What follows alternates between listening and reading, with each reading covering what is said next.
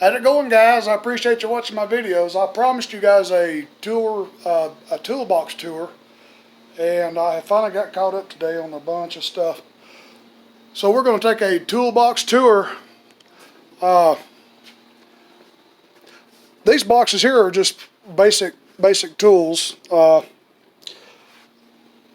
This side is mostly of the specialized tools, which I showed you some of that a while back. And I don't have the prettiest toolboxes like I've seen other toolbox tours. These tools are 25, 30 years old. I've had a lot of this stuff handed down from my dad and his dad. It's not pretty, but this is the stuff I use every day. I guess we can start here. These are all the spark plug wrenches I have accumulated over the years. You know, just lots of different size spark. Most of this comes with equipment when you buy it. But I know all of us and all of you guys probably have a drawer full of these too. That drawer and that drawer. This one fits my motorcycle, and it's the only one I found that I can get the spark plugs out. Nothing else works. I had to special order that from Honda. Here's all my punches and chisels. These are chisels here. I sharpen these myself, which I didn't do a really good job, but I don't use these as gasket scrapers because these will dig into the metal. That one I just sharpened again. But, you know, just chisels, big chisels, really big chisels. And then I've got really big chisels. If you ever see me use one of these, you might want to just watch another video because it's probably not going to go real good. But a lot of these I've had for many years. Like this is one of my favorite. This is a Craftsman. That one comes in handy a lot. Just a lot of homemade stuff, really. Just a lot of homemade stuff. I've got some use out of that thing over the years. Yeah, a lot of small chisels, punches. The more sizes you can accumulate, the better off you'll be because you will sure use all of them eventually for something.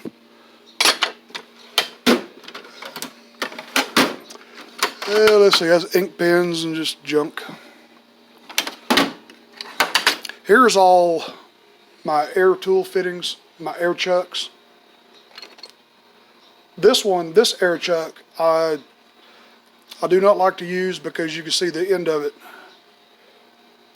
is threaded. When I was a heavy equipment mechanic, we had large tractor tires, truck tires. We had to stick these on the valve stems and they'll hang. But when you're doing lawnmower tires, small tires, you do not want these things to stick to the valve stem because it'll blow the tire up in just a few seconds and then it'll just explode with you. Lots of different air chuck blowers, just blowers. One thing I haven't used in many years is this. It comes with different adapters. This will screw onto a valve stem. You remove the Schrader valve, remove the valve stem, screw this on to the valve stem with no guts in it, and then you can hook your water hose to it.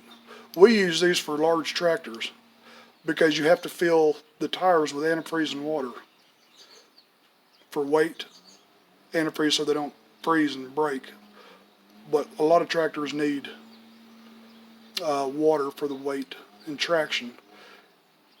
Turn the water hose on and you can bleed the air out as the tire's filling with water. So that's something I haven't used in a long time, but I used to use it a lot. Thank God I don't have to work on huge tractors and backhoes anymore. Just different fittings. Here's air gauges. Lots of air gauges. Here's a Schrader valve removal tool. I had to JB weld this to a valve stem. So that will remove the Schrader valve out of the valve stem. So that's all. This is handy stuff. This is stuff I've accumulated over a lot of years. Now I won't be able to get the drawer shut. If you disturb something, you will never get the drawer shut. There we go. Here's more pry bars. Lots of different kind of pry bars. You know, I've had these for many years. These are Cowhawk. These are just cheap things. I have a couple of these I actually broke the handle off of. Hitting it with a hammer. You want to try to keep from doing that. See, this handle on this one's been broken. I've been beating on it. That's one of my big ones there. You can see how I've bent this thing over the years. That's not real good. Different tire tools. But this is all the pry bars I use. I even use that big chisel bit sometimes for something. See, now you won't get the drawer closed. And here's the plating knives and wire brushes, files, lots of files, chainsaw files, flat files. I even got sheetrock and Bondo remover files in there. Small little bitty files, coarse files. There's another huge air chuck. I don't know how it got down there. Lots of different files. Here's a rasp. I've actually used that sharpening mower blades when you're in a bind. And hacksaws. I like to use the Starrett brand. You can get that at Home Depot. Starrett brand blades. Those are really good blades. And I keep my favorite hacksaw hanging here. And here's my plumbing drawer. I had a friend of mine that's a plumber give me these. This is for cutting PVC pipe. He just ratchets.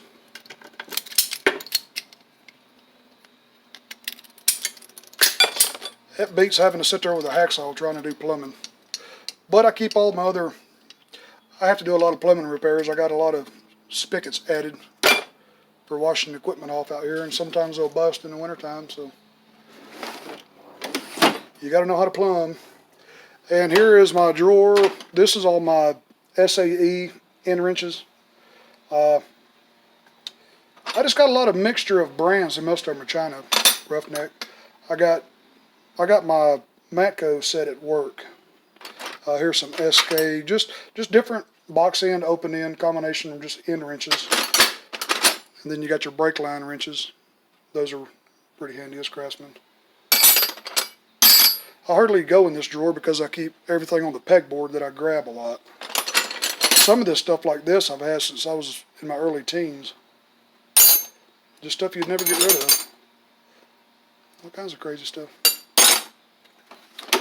Here is most of my metric, and also keep my adjustable wrenches in here too.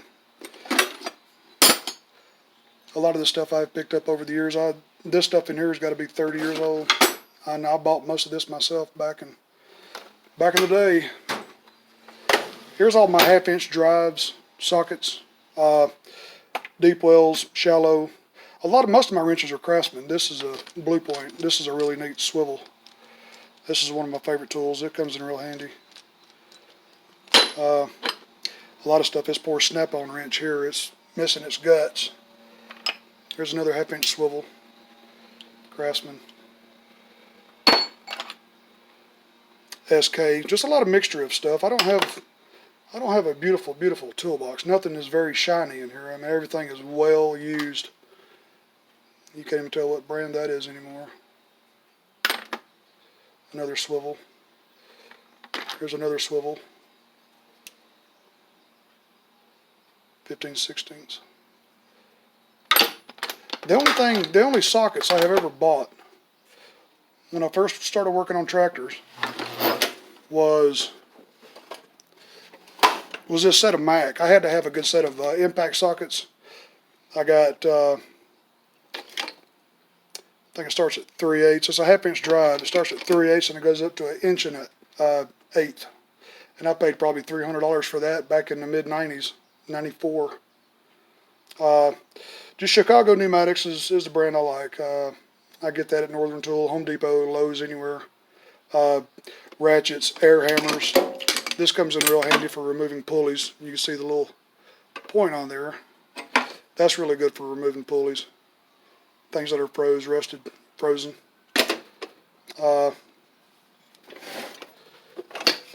extra air hammer bits, which is good for just chiseling, and I've got some sheet metal cutters in here. That'll take the top off of a 55-gallon drum pretty quick right there. That's for shearing metal, sheet metal.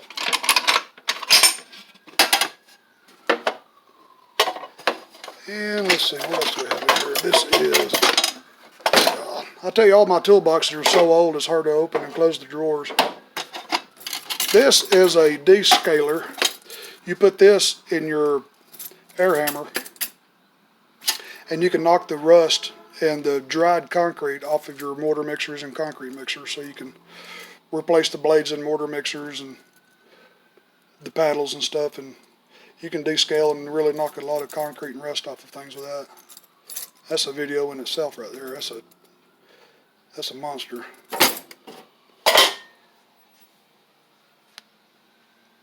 Oh, that drawer's too heavy. Let's see, where did I stop? Here's my 3/8 drive sockets. Crow's feet, I got these when I was a teenager. I was doing a lot of different things and had to have these, and these are just Taiwan brand. These are not a high quality brand. I didn't have a lot of money back then to spend on quality stuff, but a lot of my socket wrenches are Craftsman. And I got a lot of quarter drives, 3/8 drives, deep wells, shallow wells in this drawer. Speed wrenches.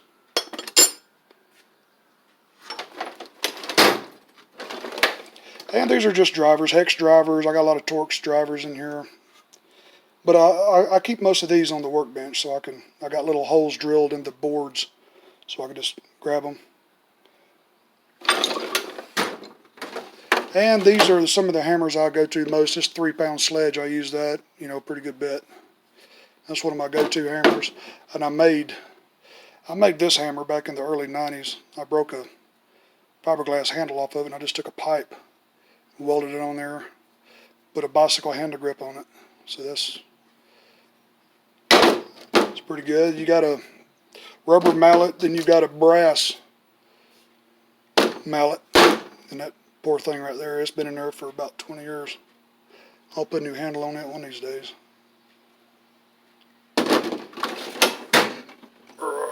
This is another hammer drawer. Lots of rubber hammers. I've got small brass mallets. Make sure you always have some good brass mallets. And this is my arc welder's hammer. When you arc weld, you got to chisel the flux off the bead. So that's what that's for. This hammer, I've got one, I made 2 of these. This is made out of an outrigger off of a big backhoe. A car drove by and ran into the outrigger on the backhoe, bent the hydraulic cylinder. So I cut sections out of the cylinder, that's solid. And I took a chisel bit out of a 90-pound air hammer, cut it and welded it, that weighs about 20 pounds. So that's one of my go-to hammers. You can see how I use it a pretty good bit when I really need to persuade something. Too much weight in that drawer too. This is my electrical drawer. You got crimpers, wire cutters, strippers, multi-tool, multimeters. These are really nice. I got these off Amazon. You put a wire on there and it grabs it and strips it. Those are really nice to have instead of standing there with these things trying to strip a piece of wire.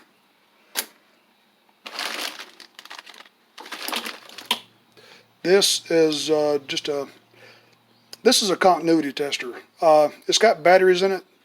You can touch this end. Let me see if I can demonstrate that. It's not a circuit tester. It's not a, it's probably dead. It's been in there for a while. It's battery powered. It just tells you if it's got continuity. It will light up if you've got continuity. That's really neat to have. That's good for testing wires that don't have electricity. You can tell if something is grounded. Not necessarily has 12 volts going to it. And this is a 12 volt tester, or up to 120 volts. This one's got a light bulb in it. You can hook this to a positive, and that just tells you if you've got power. That's all that does. That one tells you if you got continuity. This one tells you if you've got power. And here's another one.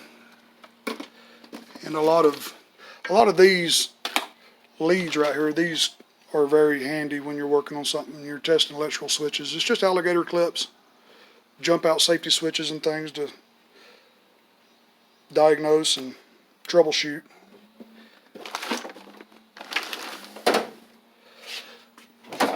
Let's see, as a carpenter, I install a lot of doorknobs. This will do residential doors, 2 3/8 back sets. It's got a 2 1/8, it drills a 2 1/8 hole, or for a commercial door, it'll do a 2 3/4 back set, residential.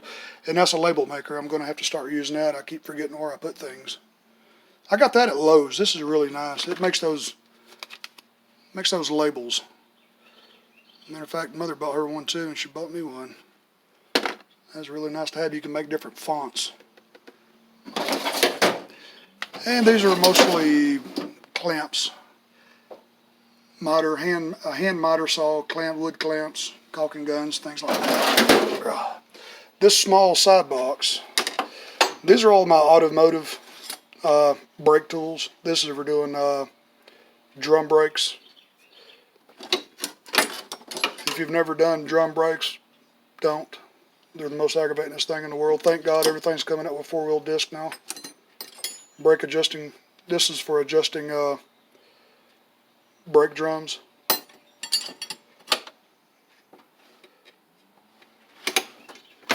And this is my blade drawer. I keep a lot of my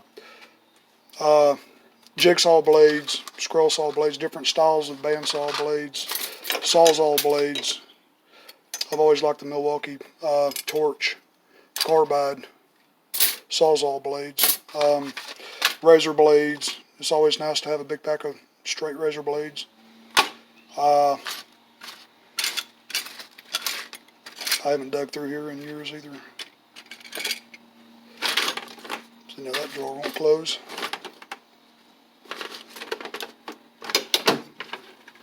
Oh, that's his drawer right there. Poor guy. Oh, let's see. Let's move on down to... A lot of these drawers are empty. I've been doing a lot of reorganizing, and I've been trying to hang as much things on the wall in front of the bench as I can. So a lot of these are empty. These are a lot of tools that come with power tools. These are for going on 3/4 shaft, keyway shafts, and you can put this on a shaft, and you can control the shaft on an engine or PTO or whatever you're working on. These are depth gauges for snapper tractors and different things. You can, like this one, goes on the snapper rear engine rider. You can, when you install the engine drive pulley, there's a lip, the engine's plate. It's got a lip on it. You can stick this on the plate, and you can gauge how far to put the drive pulley. It'll set right on top of that notch, and that's perfect clearance for that. I'm having trouble reaching. Let's see, levels. These are pretty neat. I got these for Christmas from somebody one year. These are strap wrenches. You can use them for oil filters, different things. Tighten them down. Got a lot of torque. You put a lot of torque on them things. Laser levels. This one's got the laser. You can set it, shoot it across the room. I always like to keep some two-sided tape. This is 3M two-sided tape. This is good for a whole lot of stuff, especially installing body panels, trim on cars. And these are all my snap ring pliers. You can't have too many snap ring pliers. These come with different size tips. You got internal, external. So this one is an external. We'll squeeze it to get it off the shaft. And this one, let's see, I got them separated somehow. Yeah, this one here brings it together. and this one will take it apart. If you got an external or internal C-clips or E-clips or any kind of retaining clips. Oh, these are some grinding stones. I got some guards on. I don't know why, but I like taking the guards off everything I own, especially my hand grinders. It's a dangerous thing to do. But then you've got a tool for removing a O2 sensor on an old LTD, plumb bobs. You know, I just got a variety of everything in here. There's a cam lock for a desk drawer. And here is a squeegee for tinting windows, if you need to do that. Now that's not going to close. I'm just going to leave it open. If anybody wants to buy me some new toolboxes, I would love that. I'm not going to bother trying to close that. Let's move down here. This drawer is mostly my taps and dies. I do a lot of helicoils. A lot of these are helicoil taps. Thread gauges. If I can't figure out what a size is, whether it's metric or standard or whatever it is, I can use these and it'll tell me what the bolt sizes and stuff are. A lot of helicoils. I need to do a video on helicoils. That'd be a good one. And then I keep a lot of easy outs, left-handed drill bits, easy outs. That's what these are, easy outs. You drill a hole in the bolt that's broke off, and you turn these to the left counterclockwise, and it should catch and extract the bolt if it's not too awful rusty. I wish I could get that to close. Like I've showed you before, this is my air tool drawer. And I'm having to stand too close to the toolbox because I got this ROPS bar off that Time Master right here in the way. This is the screwdriver drawer. I have impact drivers. You hit this with a hammer, and I got Phillips. It comes with all different kind of bits for those things. These are really good to have. You hold it down there and you turn it while you just hit it with the biggest hammer you can find. Just different have screwdrivers. I got flat heads on that side, Phillips on this side, or vice versa.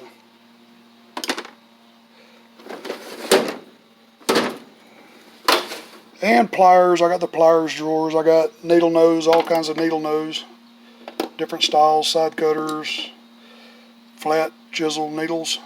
I've even got cutters. Can't have too many pliers. Metal snips, tin snips, lots of tin snips. Most of these are in this drawer are retired because I've boogered the teeth on them and I've dulled them. They're cheap. I just go to Home Depot and buy a new pair, and they'll last another couple of years, and I'll cut something else I shouldn't cut and ruin them. Oh, let's see. You can't have too many little bits for your quarter drivers. Lots of little bits. And I keep this. I got this at Northern Tool. This was about $19. It comes with hex and flat Phillips. It comes with Torx. It comes with the tamper-proof, all different styles of tamper-proof bits. It actually comes with drill bits too. And I've showed you this before. This is 1, 2, 3, 4, 5, 6, 7. This is a 8-point socket. That will fit the 3/8 drain plugs, or actually they're 7/16 drain plugs on small engines, Briggs and Stratton mostly. As a matter of fact, I seen Jungle Bob using one of these the other day, and I thought, oh my goodness. Because I usually just have to put a adjustable wrench on one of them and just go for it. But this is really nice. You can put an extension on it and everything. And when I drain the oil out of one of those small engines, usually the drain plug is so far back behind the frame, when I pull the drain plug out, I'll screw this in real quick. And then, you know, you don't make a mess on the machine or on your table.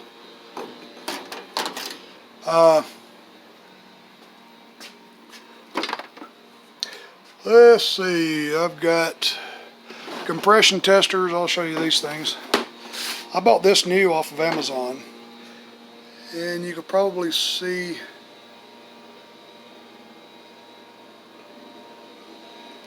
if I can hold my hand still.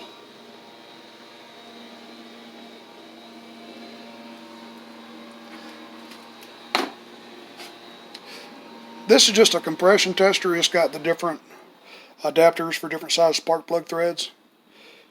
You just hook that here and you thread that in to the spark plug hole. And these also, you can hold this over the spark plug hole and it'll give a decent reading too. Oh, let's see, I've got my valve cutter, my valve seat cutters. This one is 31 degrees and 46 degrees. This is for doing the valve seats when you do a 3-angle valve job. And then you grind the valve on the valve refacer over there. And it comes with different size valve guides, alignment tools.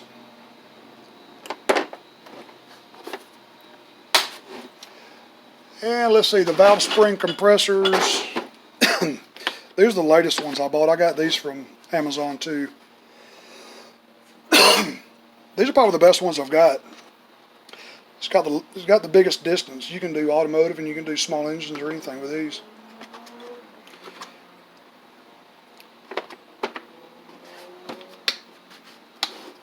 This pollen is about to get me. My God. And I got this on Amazon too. This is ABN brand. This is a cylinder leak down tester. You can test how well you can do it. Well, I just dropped it. You can do a compression test, and you can also do a leak down test to see how well your valves are seating. And also test your rings to test blow by. If you pump your cylinder up with this, both valves closed, you can tell where it's leaking from. It could be leaking out of the carburetor, bad intake valve, the muffler. It'd be a bad exhaust valve. If it's leaking out of the crankcase when you pull your dipstick off, you can know it's probably your rings or wore. But if it holds a certain bar, then you know it's good. Leak down tester for carburetors. Can't open this with one hand here. This is good for testing 2-stroke carburetors. I got this from Amazon also. CTS-T011, made in China. Don't breathe the air when you open this box right here, so be careful of that. You put this on the fuel line side, and you can pump it up, and you can test your needle seat, which is pretty handy. This is for testing